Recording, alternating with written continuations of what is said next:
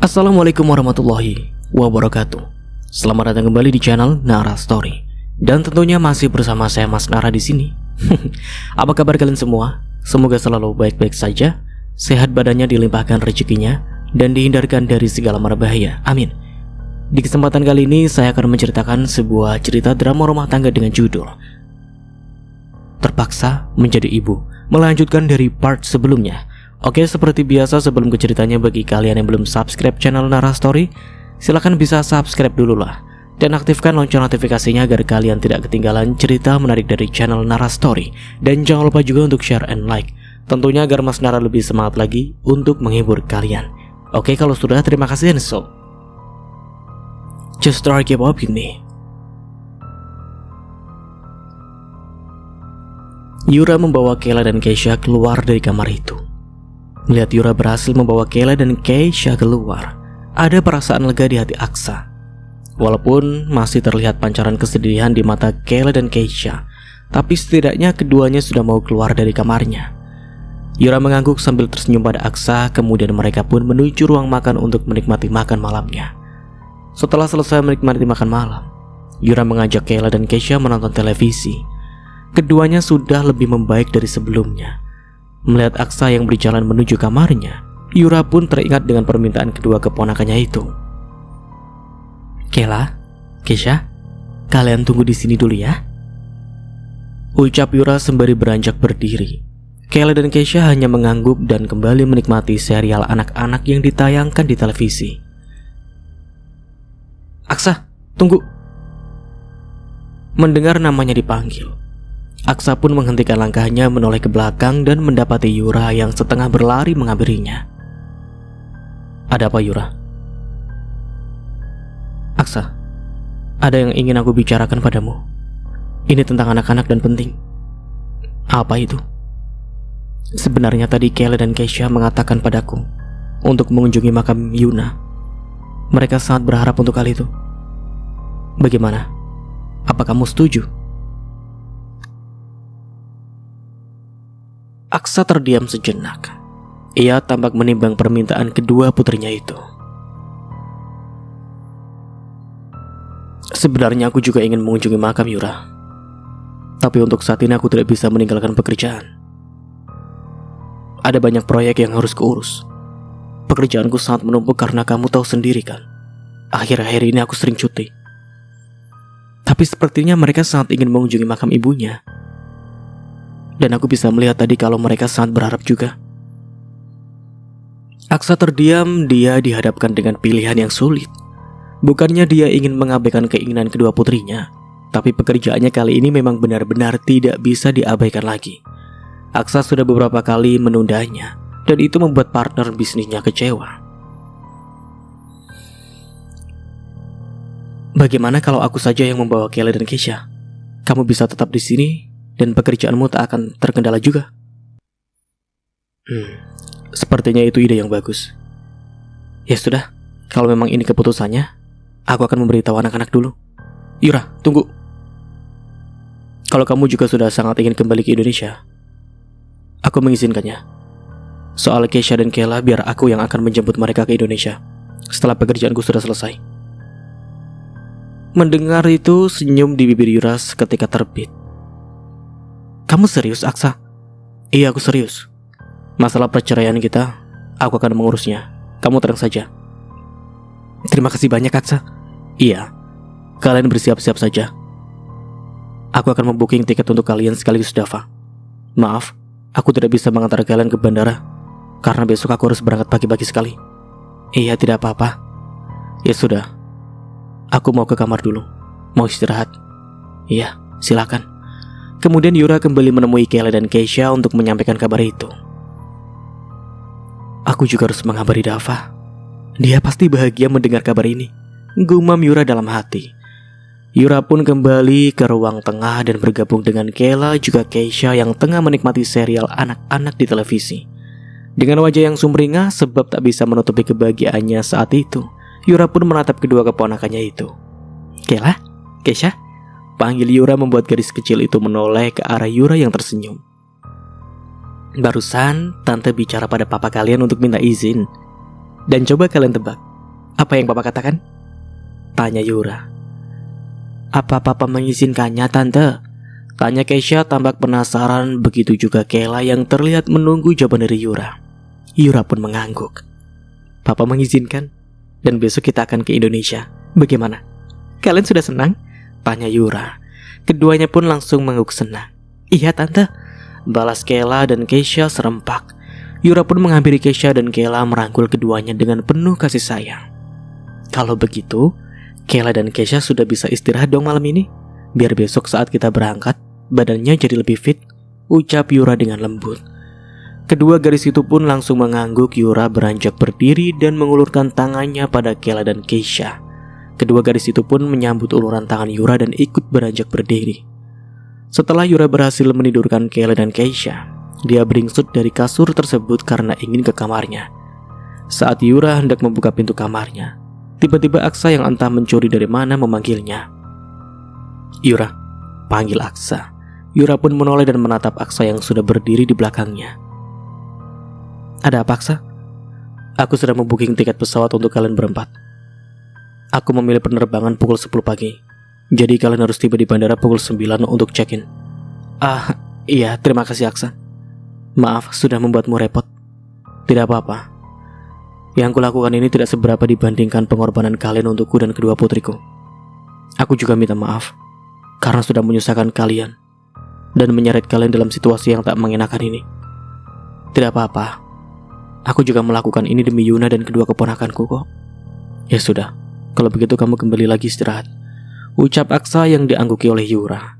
Setelah Yura berada di kamarnya, dia pun meraih ponselnya sejak tadi ia tinggalkan di dalam kamar. Dia begitu tak sabar ingin mengabari kabar bahagia itu pada Dava. Saat melihat layar di ponselnya, Yura terkejut karena ada begitu banyak panggilan tak terjawab dari Dava. Ya, sebelumnya Yura sudah memberitahu nomor ponselnya pada Dava, sebab Dava yang memintanya. Tanpa pikir panjang, Yura pun langsung menelpon Dava kembali. Karena sebelumnya tujuan awal Yura memang ingin menelpon Dava. Dava yang saat ini tengah berada di hotel sudah berkali-kali menghubungi Yura, namun panggilannya tak kunjung diangkat. Akhirnya, ia memutuskan untuk tidur. Berpikir positif kalau mungkin saja Yura sudah istirahat atau sedang menidurkan Kayla dan Keisha. Namun tetap saja tak lupa tangannya terus menggenggam ponsel, berharap Yura akan menghubunginya kembali saat melihat panggilan tak terjawab darinya. Dan dugaannya itu benar. Dava sontak terkaget saat ponselnya berdering dengan kencang. Dengan sigap dia menatap layar ponselnya, melihat nama Yura yang terpampang di layar ponselnya. Seketika itu pula senyum di bibir Dava muncul. Tanpa mengulur waktu, Dava pun langsung menjawab panggilan tersebut. Halo Yura, kamu belum tidur? Tanya Dava saat panggilan itu sudah terhubung. Belum Dava, ini baru saja menidurkan Kayla dan Keisha, jawab Yura. Oh, begitu. Jadi kamu sedang apa sekarang? Ya sedang berteleponan denganmu lah. Jadi sedang apa lagi? Iya juga ya. Tapi selain itu, sedang berbaring di kasur. Kamu sendiri belum tidur? Kalau aku sudah tidur, mungkin aku tidak akan menjawab panggilanmu dan bicara padamu lah. Ya siapa tahu kan sebelumnya kamu sudah tidur, tapi terbangun lagi karena panggilan dari aku. Tidak kok. Memangnya kamu tidur di mana? Apa sama Kayla dan Keisha? Tidak. Aku tidur di kamar lain. Tapi tidak dengan Aksa kan? Kalau dengan Aksa memang kenapa? Kan kami masih suami istri, balas Yura. Dava terdiam sejujurnya. Dia tak rela kalau wanita yang sangat dicintainya itu tidur dalam satu kamar yang sama dengan lelaki lain. Saat Dava sibuk dengan pikirannya sendiri, tiba-tiba Yura tertawa, memecah keheningan yang sempat terasa di antara keduanya dan membuyarkan lamunannya. Kamu mikirin apa sih? Apa kamu berubah pikiran dan ragu untuk kembali denganku saat tahu aku tidur sekamar yang sama dengan Aksa? Tanya Yura. Tidak, aku tidak peduli itu. Aku seperti apapun kamu, bagaimanapun keadaanmu, aku hanya akan tetap memilihmu untuk menjadi pendamping hidupku, balas Dava. Yakin? Tapi sepertinya aku merasa kalau kamu mulai ragu setelah mendengar jawabanku tadi. ucap Yura. Tidak kok, aku hanya sedikit cemburu. Wajar dong seorang cemburu kalau wanita yang disayanginya bersama lelaki lain. Aku cemburu pada Aksa yang bisa bersama denganmu. Seharusnya aku yang menggantikan Aksa, ucap Dava. Oh, iya kah? Balas Yura. Apa boleh kita video call? Aku ingin melihat wajahmu. Aku rindu kamu, Yura, ucap Dava. Boleh, balas Yura. Kini keduanya pun saling berpandangan walau hanya melalui layar benda pipih tersebut. Dava tersenyum, mata lelaki itu berbinar saat menatap wajah cantik Yura di layar ponselnya. Oh iya, aku ada kabar baik untukmu, ucap Yura. Apa itu? Tanya Dava. Aksa sudah mengizinkanku untuk kembali ke Indonesia. Dan besok aku sudah bisa pulang, ucap Yura. Oh, balas Dava membuat wajah Yura berubah masam dengan reaksi biasa Dava. Namun dalam hitungan detik, wajah Dava pun berubah seperti terkejut. Apa? Maksudnya apa tadi kamu mengatakan apa, Yura? Tanya Dava. Sebelumnya Dava tak fokus, jadi dia tak mendengar perkataan Yura. Yura yang tahu kalau reaksi biasa Dava itu karena dia tidak mendengar jelas perkataannya, akhirnya mengulang lagi ucapan Yura sebelumnya. Aksa sudah mengizinkanku kembali ke Indonesia, dan besok aku sudah bisa pulang, ucap Yura. Mendengar itu wajah Dava seketika tampak sumringah. Benarkah? Kamu serius kan? Ini tidak lagi mengerjaiku kan? Aku serius, Dava. Jadi besok kita sudah bisa kembali ke Indonesia? Tanya Dava memastikan sekali lagi. Yura pun mengangguk. Apa kamu sesenang itu? Tanya Yura saat melihat wajah Dava bahagia. Tentu saja sangat bahagia. Bahagia banget malah. Rasanya tak sabar lagi mau pulang, ucap Dava tampak sangat antusias mendengar kabar itu. Tapi Kayla dan Keisha akan ikut juga dengan kita. Karena merekalah awalnya Aksa mengizinkanku untuk kembali ke Indonesia. Kayla dan Keisha ingin mengunjungi makam Yuna, dan Aksa menitipkan keduanya padaku.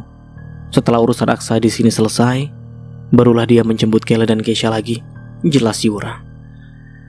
Iya, tidak apa-apa. Apa perlu sekarang aku pesankan tiket pesawat untuk kita berempat? Tanya Dava. Tidak perlu. Tadi Aksa mengatakan kalau dia sendiri yang akan membooking tiket untuk kita. Oh, begitu. Itu merepotkan dia saja. Padahal aku juga bisa. Dengan Aksa mengizinkanmu kembali ke Indonesia saja, itu sudah lebih cukup untukku. Tapi tetap saja sampaikan salamku ya, dan ucapan terima kasihku padanya, ucap Dava. Iya, nanti aku sampaikan padanya. Ya sudah, sepertinya kita sudah bisa istirahat, karena besok kita harus tiba di bandara pukul 9 pagi, ucap Yura. Iya sayang, besok aku akan kesana pukul 7:30. Kalian bersiap-siap saja ya, ucap Dava. Sejak pagi-pagi sekali Dava sudah bersiap-siap. Pria itu tak sabar lagi untuk menjemput Yura dan membawanya pulang ke Indonesia.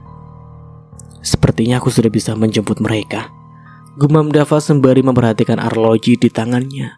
Padahal jam masih menunjukkan pukul 7. Dava memastikan semuanya telah siap, kemudian dia pun bergegas meninggalkan kamar hotel tersebut. Setelah proses check out selesai, Dava pun memanggil taksi yang berada tak jauh dari area hotel itu. Kini taksi tersebut melaju membelah jalanan membawa Dava ke alamat yang ditujunya. Tidak butuh waktu lama, akhirnya Dava pun sampai juga di kediaman Aksa. Setelah membayar ongkos terlebih dahulu, Aksa pun bergegas melangkah memasuki rumah hunian yang terlihat mewah tersebut. Dengan hati yang berbunga-bunga, Dava pun membunyikan bel rumah itu, membuat Yura yang tengah menemani Kayla dan Keisha menikmati sarapannya mendengar bunyi bel tersebut. Yura yang juga sudah siap-siap sejak 1 jam yang lalu menatap arloji di tangannya yang menunjukkan pukul 7:20. Apa itu Dava ya? Gumam Yura daripada penasaran. Yura pun memutuskan untuk melihatnya sendiri. Kayla, Keisha, kalian lanjut makannya lagi ya. Tante mau lihat buka pintu dulu. Iya tante. Yura pun bergegas menuju pintu utama dan membukanya. Saat pintu sudah terbuka, terlihat Dava yang berdiri sambil tersenyum manis. Dava, kamu cepat sekali datangnya, ucap Yura. Bukannya membalas ucapan Yura, Dava justru langsung memeluk Yura, dan itu membuat Yura terkejut karena reaksi tiba-tiba dari Dava. Aku kangen sama kamu. Ingin cepat-cepat membawamu pulang, lirik Dava tanpa melepaskan pelukannya. Dava, kamu apa-apaan sih? Nanti kalau Kayla dan Keisha lihat bagaimana? Ujar Yura membuat Dava seketika tersadar bahwa di lingkungan tersebut ada bocah kecil yang harus dijaga pandangannya. Sehingga dengan terpaksa Dava melepaskan pelukannya walaupun dia belum merasa puas memeluk Yura. Iya maaf, aku lupa. Kalau lagi denganmu aku memang sering lupa. Ucap Dava membuat Yura tersenyum menggeleng. Ya sudah, kamu mau masuk dulu? Apa kamu sudah sarapan? Kebetulan aku tadi menemani Kayla dan Keisha sarapan. Mau ikut sarapan juga nggak? Boleh, kebetulan aku juga belum sarapan nih. Balas Dava setelah dipersilahkan masuk. Dava pun melangkah masuk seraya merangkul pundak Yura. Yura pun menoleh ke arah Dava. Dava, kamu nanti dilihat anak-anak loh. Kalau nanya begini, tetap saja mata mereka jadi ternodai tahu. Iya. Balas Dava sesampainya mereka di meja makan. Dava pun langsung menyapa kedua gadis kecil yang cantik tersebut. Selamat pagi Kayla dan Keisha, sapa Dava. Kedua gadis kecil itu seketika terdiam dan menghentikan aktivitas makannya, lalu menatap Dava yang masih berdiri di hadapan mereka. Oh iya Keisha, Kayla, kenalkan om ini teman tante. Ucap Yura membuat Dava menatap Yura dengan kening yang mengernyit. Yura pun menatap Dava lalu menggeleng, memberi kode agar Dava tak memberitahu Keisha dan Kayla mengenai hubungan mereka yang sebenarnya. Ya, Dava pun hanya pasrah mengikuti keinginan Yura, karena dia percaya kalau Yura pun punya alasan tertentu masih merahasiakan hubungan mereka. Halo om, sapa Kayla dan Keisha akhirnya yang dibalas senyuman ramah oleh Dava. Ayo Dava, kita sarapan dulu sebelum berangkat, ucap Yura. Kini ketiganya pun sudah berada di bandara, baru selesai melakukan proses check-in. Sembari menunggu, Yura pun memeriksa ponselnya yang tiba-tiba bergetar. Yura meraih ponselnya dari dalam tas dan melihat pesan masuk dari Aksa. Ya, sebelumnya mereka tak sempat bertemu dengan Aksa karena pukul 6 pagi Aksa sudah berangkat ke kantor. Dan baru itulah Aksa sempat mengirimi pesan pada Yura. Yura membaca pesan Aksa tersebut. Maaf, tadi aku tidak sempat permisi pada kalian. Aku buru-buru dan baru ini sempat mengirimi pesan. Hati-hati di jalan ya. Aku titip anak-anak padamu. Jaga mereka dengan baik. Isi pesan dari Aksa. Yura pun lekas membalasnya. Iya, kamu tenang aja. Aku akan menjaga Kayla dan Keisha dengan baik. Serahkan mereka padaku. Aku akan mengabarimu lagi setelah sampai di Indonesia, balas Yura. Setelah mengirim pesan tersebut, Yura pun memeriksa kembali isi ponselnya, terutama di bagian log panggilan karena ada beberapa panggilan tak terjawab di sana. Saat membuka log panggilan, Yura melihat ada banyak panggilan tak terjawab dari Tiara, membuatnya mengeringkan kening. Dan bukan hanya hari itu saja, kemarin pun Tiara menelponnya. Namun Yura tak melihat sebab yang pertama kali dia lihat adalah panggilan tak terjawab dari Dava. Karena penasaran, Yura pun memutuskan untuk melakukan panggilan. Namun di saat yang bersamaan, pemberitahuan agar penumpang masuk pesawat membuat Yura mengurungkan niat untuk menelpon kembali. Sebab pengumuman itu untuk pesawat yang akan mereka naiki. Yura pun menyimpan kembali ponselnya ke dalam tas dan menggandeng Kayla dan Keisha agar ikut dengannya. Dava yang sejak tadi melihat Yura begitu sibuk dengan ponselnya menjadi penasaran apa yang sedang dilakukan Yura di ponselnya. Tapi dia mengurungkan niat untuk bertanya dan mencoba percaya saja pada Yura. Memakan waktu hampir 22 jam perjalanan di udara. Akhirnya Yura, Dava dan Kayla dan Keisha sampai juga di Indonesia. Keempatnya begitu lelah karena perjalanan yang jauh itu. Beruntung Kayla dan Keisha tak banyak merengek ataupun rewel selama di perjalanan. Kini mereka sudah dalam perjalanan menuju rumah Tiara dengan taksi yang membawa mereka. Saat di perjalanan menuju kediaman Tiara, Yura pun tak lupa mengabari Aksa bahwa mereka sudah sampai di Indonesia. Hampir 1 jam di perjalanan, akhirnya taksi yang membawa mereka pun berhenti di depan rumah Tiara. Dava, aku belum memberitahu hal ini pada Mama. Jadi untuk hari ini, biarkan dulu aku menjelaskan semuanya pada Mama ya. Aku tidak tahu, dan aku tidak mau Mama terkejut dengan kabar ini. Boleh kan? Iya, aku ngerti kok. Kalau begitu aku akan kembali ke rumah dulu ya. Kabari aku nanti ya. Iya pasti. Setelah mengatakan itu, Yura, Kayla, dan Keisha pun keluar dari taksi tersebut dan melangkah memasuki rumah Tiara. "Kalian hati-hati ya, jangan lari-lari," ucap Yura sembari mendorong koper mereka. Sampai akhirnya mereka tiba di depan pintu itu, Yura pun membunyikan belnya. Ada rasa deg-degan sembari menunggu pintu tersebut dibuka. Yura masih bingung harus bagaimana menjelaskannya dengan kata-kata agar Tiara mengerti nantinya. Sampai akhirnya terdengar derap langkah kaki yang semakin mendekat.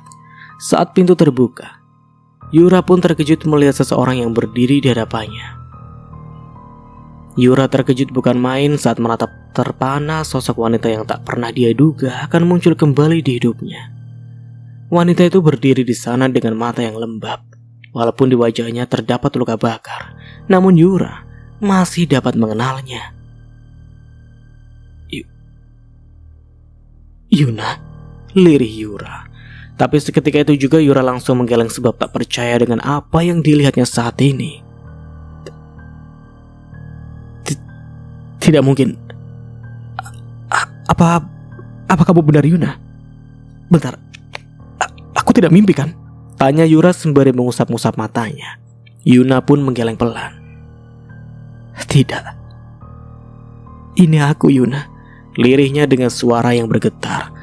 Tak lama kemudian Tiara pun muncul bersama Lira. Wajah keduanya pun tampak sembab.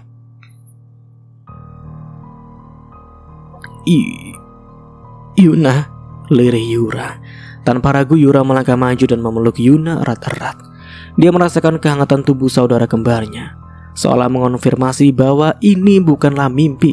Yuna pun membalas pelukan Yura, isak tangis mereka tercampur menjadi satu. "Bagaimana bisa ini terjadi?" "Ceritanya panjang. Nanti aku akan ceritakan," ucap Yuna. Di tengah pelukan itu, banyak pertanyaan yang ingin Yura tanyakan pada Yuna. Namun dia tahu bahwa saat ini bukanlah waktu yang tepat untuk membahas semuanya. Yang terpenting adalah saudara kembarnya kembali. Dan yang lebih penting lagi, kedua keponakannya tak perlu bersedih lagi. Wow. Ceritanya ini benar-benar bikin kaget ya. Kok tiba-tiba Yuna ada loh. Penasaran kan Mas Nara juga? Mari kita lanjut. Seketika itu pula Yura teringat dengan Keisha dan Kayla. Ia pun melepas pelukannya dan menoleh ke belakang untuk memanggil kedua gadis kecil itu. "Kayla, Keisha, ini Mommy," panggil Yura seraya menyeka matanya yang basah. Yuna pun mengalihkan pandangannya ke belakang Yura dan mendapati kedua putri kecilnya tengah berdiri di sana. "Kayla, Keisha," lirih Yuna dengan mata yang berkaca-kaca. Hatinya merasa sangat rindu pada kedua putrinya. Yuna merentangkan kedua tangannya dan kembali memanggil kedua gadis kecil itu. "Kayla, Keisha, ini Mommy. Sini nak," lirihnya. Kayla dan Keisha yang mendengar suara yang tentu sangat dikenalnya itu seperti tidak percaya melihat sosok ibu yang sangat mereka rindukan. Tanpa pikir panjang, keduanya pun langsung berlari menghampiri Yuna dan memeluknya dengan erat. "Mommy," ujar keduanya serempak. Yuna merasakan kehangatan tubuh Kayla dan Keisha. Tangis kedua gadis kecil itu semakin menjadi-jadi. Keduanya menangis terseduh-seduh membayangkan betapa hancurnya hidup mereka jika memang benar ibu mereka telah tiada. "Iya sayang, ini Mommy. Mommy jangan pergi lagi ya." "Iya. Mommy jangan pergi lagi." "Iya sayang, Mommy tidak akan pergi lagi. Mommy akan bersama Kayla dan Keisha seterusnya," balas Yuna. Yuna mengusap kepala Keisha dan Kayla, berusaha menenangkan hati kedua anaknya itu. Dia merasakan betapa beratnya beban yang harus dihadapi oleh anak-anaknya selama ia tidak ada. Tetapi saat ini mereka bersama kembali dan Yuna akan berusaha sekuat tenaga untuk melindungi serta menjaga kedua anaknya dari segala rasa sakit dan kesedihan. "Jangan menangis nak, Mommy sudah ada di sini, selalu bersama kalian," ucap Yuna dengan lembut mencoba menghibur Kayla dan Keisha yang masih menangis dalam pelukannya. Suasana di hati saat ini penuh dengan haru. Yura pun melangkah mendekati Tiara. "Ma,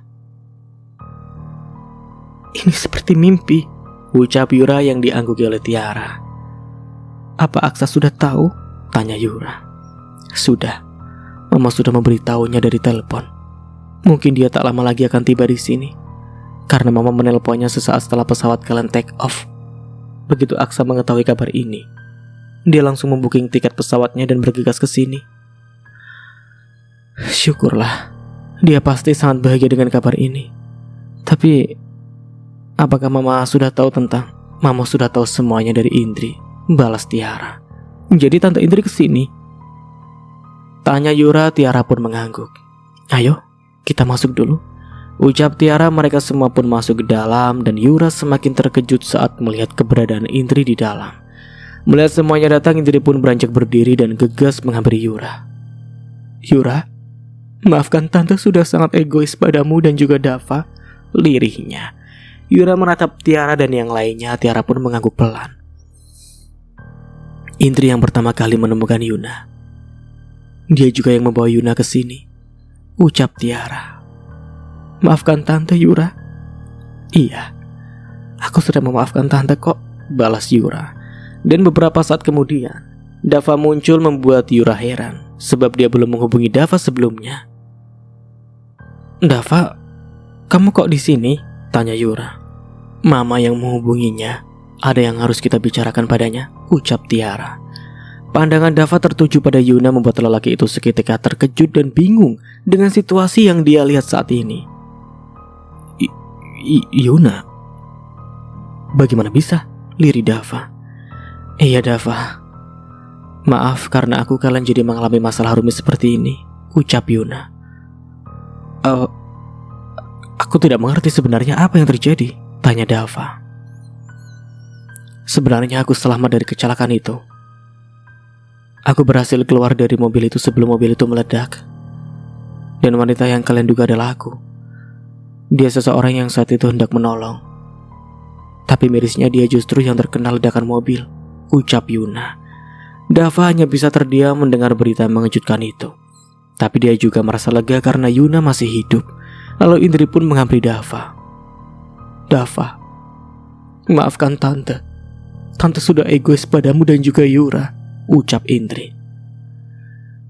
"Tidak apa-apa Tante, aku sudah memaafkan," balas Dava. Suasana di rumah itu kini penuh haru.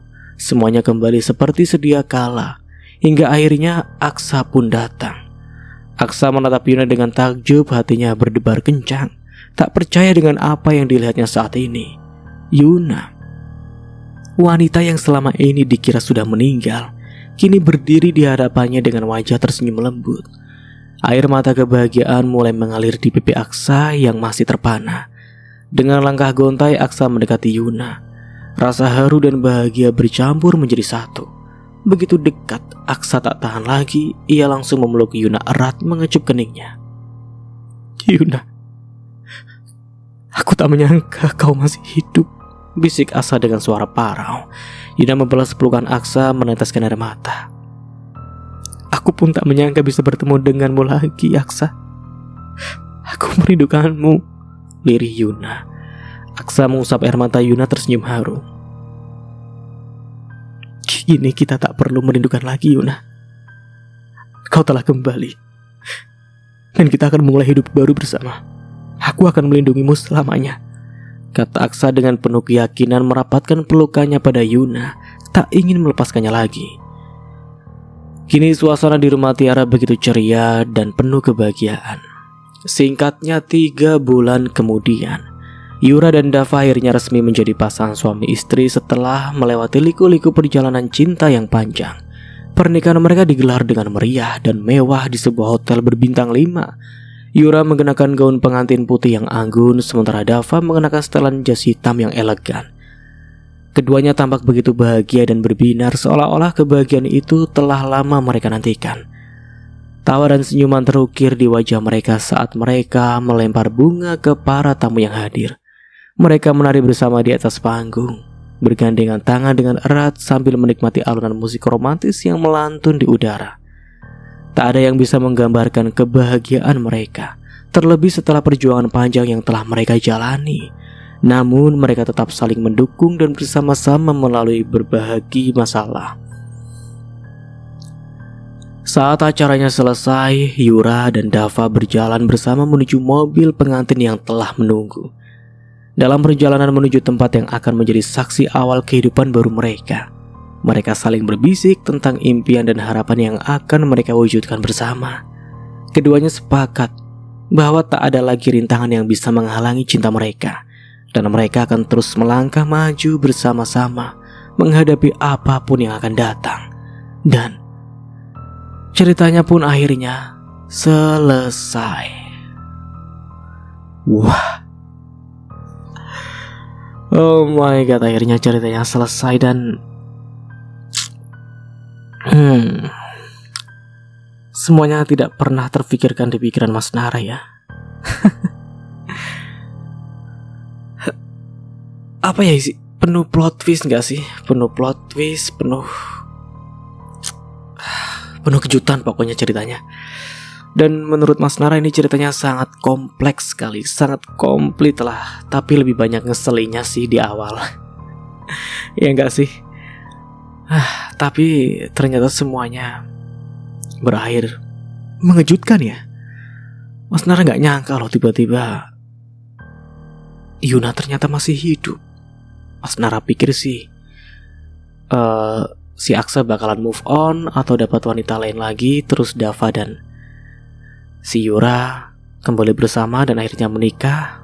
Tapi ternyata dugaan Mas Nara salah. Bagaimana nih menurut kalian? Silakan tulis komentar di bawah. Dan tentunya dari Mas Nara mohon maaf ya bila ada salah kata atau dalam penyampaian cerita. Untuk cerita selanjutnya temanya apa ya? Mas Nara bingung nih. Dan oh ya, Mas Nara ingin minta pendapat kalian dong, teman-teman, bunda-bunda, siapapun itu. Kira-kira itu Mas Nara itu uploadnya lebih baik gimana sih? 1 kali upload tapi durasi panjang, atau 2 kali upload tapi durasinya dibagi 2? Contoh kayak kemarin 1 jam dibagi berarti 2 jam dibagi 2, jadi 60 menit 60 menit di pagi hari dan 60 menit di sore hari. Apa langsung 2 jam tapi dijadiin 1? Gimana ya? Soalnya ini kalau Mas Nara lihat dari statistiknya channel Mas Nara semenjak upload 2 jadi malah menurun terus. Udah masa saingannya dengan AI, channelnya turun terus. Astagfirullah. Nikmat sekali teman-teman. Gimana nih menurut saran kalian?